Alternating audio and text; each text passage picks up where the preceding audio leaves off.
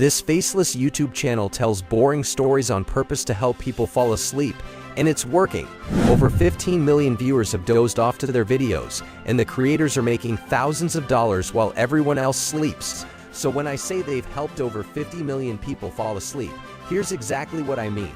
You can see they have over 15 million views across just 67 videos. That adds up to more than 15 million views, meaning over 15 million people have likely fallen asleep while watching their content.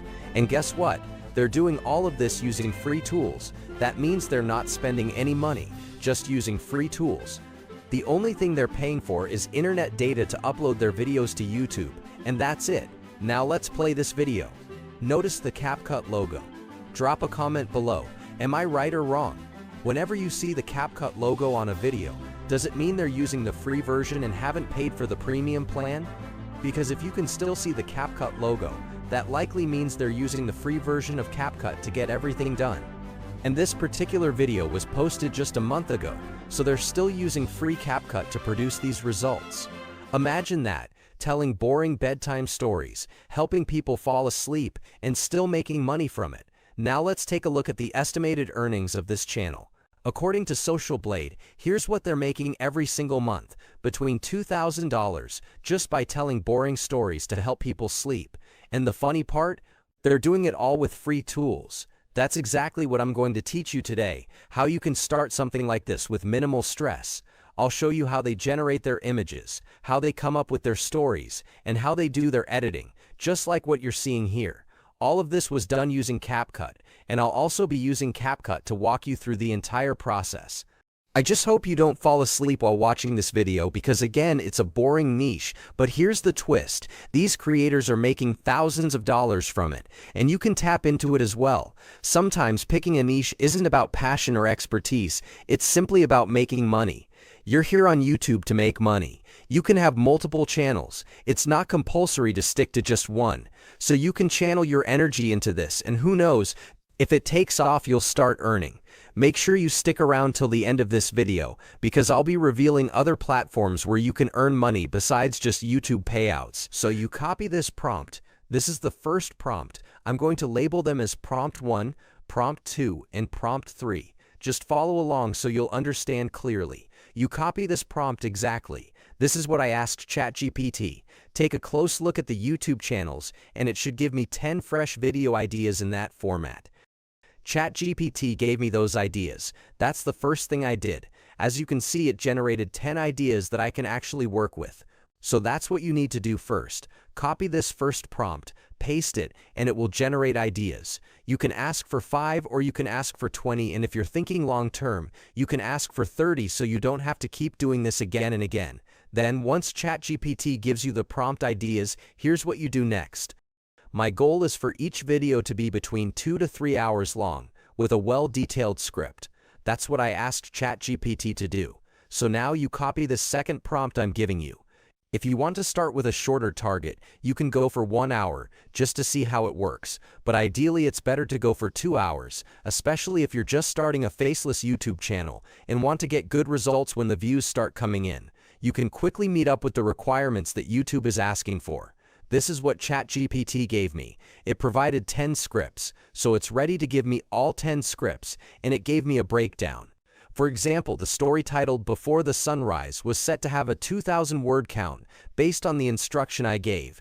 I specifically asked for 1,500 to 2,000 words per chapter. And as you can see, it gave me a breakdown of each chapter, the titles, and the word count it's going to work with. The next prompt I gave was simple. I told it to just work on the second story. I chose the second story from the list. You can pick any story you like after reviewing the ones it gives you. I just said work on the second story, and this is the result. It gave me the overview in chapter 1 titled Opening the Window. You understand, this is the intro. It started generating the story right away. You can see that it's already providing the full story. Now, looking at this, you can tell the story isn't going to be very long. Once you do the voiceover and everything, it may not even reach 1 hour, maybe not even up to 30 minutes, based on what was originally generated. So what did I do? I responded by saying, "This is great, can you make it longer?" So I asked it to expand the content. And yes, it did. It responded and extended the script. So if you're still not satisfied with the length and you want it even longer, you can simply type, "Make it longer." It will keep giving you more words. Now, when you say make it longer, make sure the expansion still stays within the same theme or context, because sometimes when you say make it longer, it might start bringing in unrelated content or ideas. But honestly, we don't really mind too much if it adds random boring parts. After all, this content is meant for people trying to fall asleep. Telling boring stories actually helps them sleep faster. But still, you need to instruct ChatGPT clearly. Tell it to keep the same message or idea. That's important. Now that it has given us the full script, the whole story, here's the next prompt. Don't worry, I've provided the prompt in the description below. Just copy what I'm doing. And if you have any questions, or if there's anything you don't understand, the comment section is open. Go there and drop a message. If something isn't clear, or if you're facing an issue, I'll help you out. Just comment below if you have any questions. So this is what I asked ChatGPT. I said I would like to take a more visual approach. I asked for at least 5 detailed images. You can request 10 or even 20 depending on your preference. But for me, I didn't want too many images because my target is to use one image for 2 to 3 minutes. This niche is so boring that some videos in it don't even use images at all, just a black screen with some sparkle effects.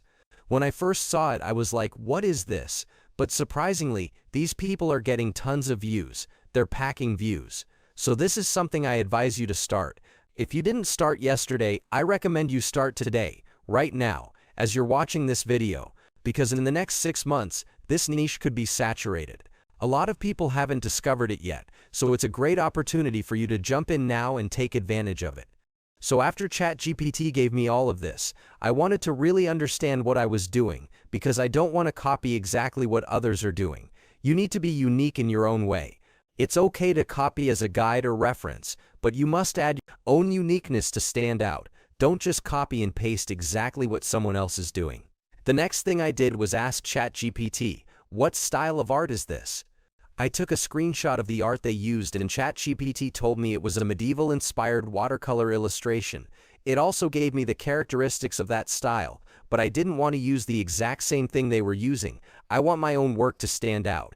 So I decided to bring uniqueness to mine by using a different art style, something that still feels ancient but looks different. So I asked ChatGPT, what are other types of illustrations that still feel ancient, apart from this one? It gave me a list of about 10 alternatives. You can also do your own research on Google to see how each style looks. These are all ancient styles of art that you can use. Just come to ChatGPT and ask for different ancient art styles, and it will give you options. Then you can go to Google to check what they look like visually. Or better still, you can ask ChatGPT to generate the images for you directly. From the list I chose one, Illuminated Manuscript, Medieval Europe. That's the one I decided to go with. So now let's go back to our chat. You know ChatGPT already gave us the story description, including the color palette, and everything else. Then I came back to ChatGPT and said, using the Illuminated Manuscript, Medieval Europe style, can you generate image 1? I also reminded it to use a 3:2 aspect ratio. That way it would give me a landscape image. For now, 3:2 is the highest aspect ratio supported in ChatGPT, so that's what we're working with. So this is what I asked ChatGPT, and voila, it generated the first image. After that I went ahead and said generate image 2, and it did. That's how you go about it. Now we've gotten the story. Honestly, I didn't even bother reading the story, because I don't want to fall asleep myself. That's why I just go straight to the point. So we have the story and we have the images. The next thing is to work on the audio, the voiceover. The tool I use for voiceover is ElevenLabs. You can head over to ElevenLabs. I've dropped the link in the description below. That's the tool I'm using. ElevenLabs is one of the best tools out there for voiceovers because the voices sound so natural. And if you don't want to use ElevenLabs, you can simply record yourself. You can use your phone or any method that works for you. But personally, I use ElevenLabs. Here's how. When you get to ElevenLabs, go to the studio. I would have recommended the text-to-speech feature, but when your script is too long, it tends to cut off. So go to studio, come back to this place, and copy the script. Then you copy this. You can do it bit by bit. Just copy it. Click on Start from Scratch, then paste the script. But before you do anything, you need to decide which voice you want to use. You can come to this section and choose from the default voices, listen to them and select the one you prefer. Or you can ask ChatGPT for help. What I did was simple. After everything I asked ChatGPT, can you suggest a good male voice for narration from ElevenLabs? That's the exact question I asked. ChatGPT responded with suggestions. As you can see, it recommended warm, deep voices and listed several options, like Adam, Anthony, James, Joseph, and Clifford. It even gave reasons why each voice might be a good choice. So my next step was to go to ElevenLabs, come to the search area, look for the recommended voice, and test it. I would listen to the voice before using it. Let's say I want to use the Adam voice. Once I select it, you'll see the Apply button. After applying the voice to the script, you can go ahead and edit the script. If there's any error or part you don't like, you can adjust it before finalizing. I forgot to mention that earlier. Once you're satisfied, click Apply and then click Export. I've already done that. It will export the audio for you and you're good to go. Now at this point we have everything we need. And just so you know, I'm doing all of this using free platforms. I haven't paid for anything and I haven't asked you to pay for anything either.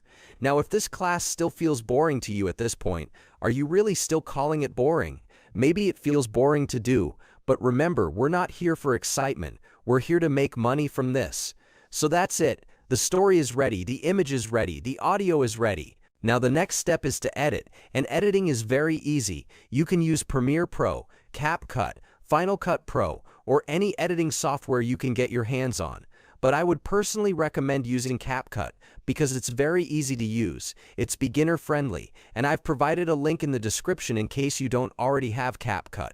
You can click the link to download the app. Now that we're inside CapCut, here's what to do. I'm not going into full details on how to use CapCut because I don't want this video to become too long or boring, especially since you're already working on a boring niche. So now we're in CapCut. The first thing I did was go to Media and import all the images I needed.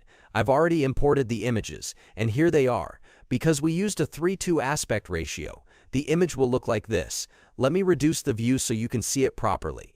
Since we're editing in 16:9, there will be extra space on the sides of the image. What you need to do is scale the image. After you drag the image onto the timeline, just click on the image, then go to Scale, and scale it to fit the 16:9 frame.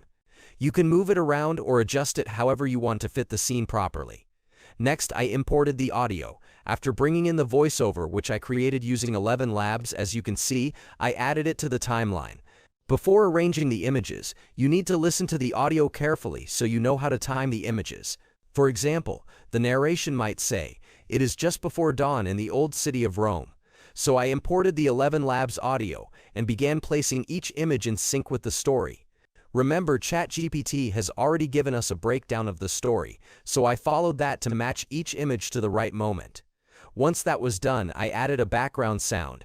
If you visit their channel, you'll notice they use a crackling fire background sound. To do this, go to the audio section, then type crackling fire. It will show up in the results. Just drag it under your voiceover on the timeline, then reduce the volume so it doesn't overpower the main narration. That's how I added this timeline layer you're seeing here. Next, let's talk about the effect you're seeing on the image. This isn't the original version of the image. The glowing effect you see was added from the effect panel. The effect I used is called Spark. Just click on Effects, search for Spark, and once you find it, drag it onto the image on the timeline. Then stretch it out so the effect plays throughout the entire segment. That's how I did it. Another thing I noticed in some of their videos is the use of a vignette effect on the images. Let me remove it for a moment so you can understand what I mean by vignette. You can see that the image is playing just before dawn. You can hear the crackling fire in the background. The old city of Rome. The streets are empty, and the world holds its breath. Now this is how I achieved the vignette effect you're seeing. I went to Library. You go to Media, then locate Library. This is the Library section. Just pick a black color from it and drop it on the timeline. That's exactly what I did. I dropped it on the timeline. After placing it, click on it, then go to Mask and click on Mask. Once you click Mask, select the circle shape. You're seeing it now because we want to mask out the middle part of the screen. After selecting the circle, the next thing to do is increase the feather, and that's it. That's how I got the vignette effect you're seeing on the image. If you look at the version without the vignette effect, this one that's currently playing, you'll understand the difference. That's exactly how I created the vignette look you're seeing now. Now another thing I noticed in their videos, something that actually makes it even more boring than usual, is this. In some parts of the video, the screen is just completely black. So what you do there is simple. Just leave the screen black and apply the spark effect over it, and you're good to go. That's how I achieved that effect. Now let me play through the whole thing, though I didn't arrange everything strictly according to the story because honestly this isn't a niche I'm personally interested in. I don't want to fall asleep while working on it. I already have a lot of projects I'm focused on, so I can't do everything. But for those of you who are looking to do something like this, that's why I'm making this video, so you'll learn how to do it yourself. Now listen. It is just before dawn in the old city of Rome. The streets are empty and the world holds its breath. A gentle mist hugs the cobbled roads and the air is soft, cool, and faintly damp. The moon is still visible, pale and thin, like a piece of worn parchment hanging in a violet sky. You can just hear the soft drip of... You see how easy it is.